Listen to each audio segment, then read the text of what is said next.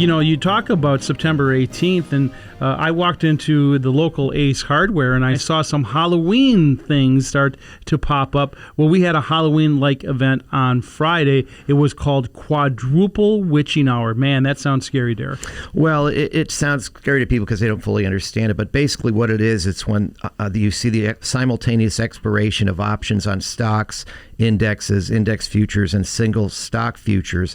And that happens, 4 times a year. And the thing people need to keep in mind is market makers are on the other side in these particular financial instruments. And so when these things expire, it alters their exposure to the stock market, which then forces them to make corrective changes so that they don't have too much exposure over a long weekend. And that really means volatility. And so we saw 2 weeks in a row almost of down markets, and we thought that could happen in September.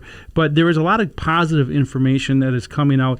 One of them was a retail sales report that really blew it out of the water. Right. The July retail sales number was very disappointing. It caused some people to revise down their third quarter GDP forecast. But this August retail sales report was real strong, with the exception of the shortfall in autos, but we know that's due to the fact that there's a shortage of semiconductors and they can't complete these products. Other areas were pretty strong. Grocery stores did well, gas stations did well.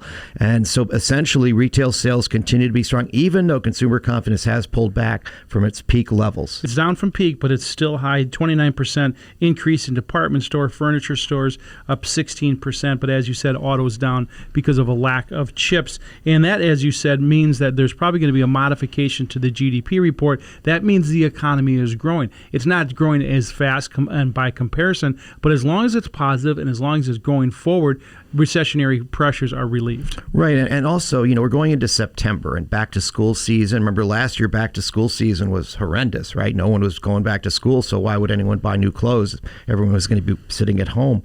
But this year, we're going to be watching that. And we're also going to be watching that jobs report, because that's what the Fed's going to focus on. They want to see whether the economy is actually on good enough footing to the point where they feel they can begin talking about or beginning the tapering of their asset purchases. And let's talk about that. So the FOMC report comes out on Wednesday at 1 o'clock Central Time, and we expect a dovish report from the chairman. However, as you said, they're going to talk about tapering. Now, everyone hears this. I'm not sure that they totally comprehend this. Right now, the Federal Reserve is out purchasing bonds. What does tapering mean? Well, what it means is right now they're purchasing $80 billion a month in treasuries and $40 billion a month in mortgage-backed securities, which is providing liquidity to the system, which they needed to do in the midst of the pandemic. But as the economy continues to recover and the credit markets are obviously in much better shape, they're going to discuss purchasing a smaller amount. And they'll do that gradually. That's why we call it tapering. The thing to remember, though, is tapering is not tightening. It's a move towards tightening, but it's not tightening. And so you don't want to overreact to the thought that,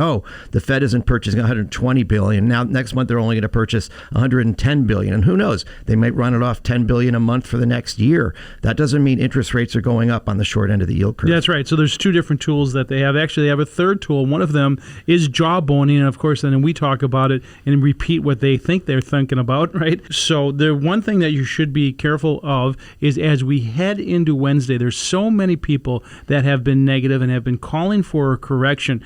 Wednesday's report may change the tide. Right. And in addition, I saw like the fear and greed index, something we talk about on the show a lot, is below 40. So that's at a fairly fearful level. In fact, it was 34 on Friday. We've seen the breadth in the market. More than 50% of the stocks in the S&P 500 are below their 50-day moving averages. So the market continues to hold up as we see cyclical rotations underneath. And so cyclical rotations, think about it this way, that money is in the washing machine and it's going from side to side. It's not leaving the market. It's perhaps going from tech to utilities and so on and so forth, but it's staying in the market, just moving around inside of it.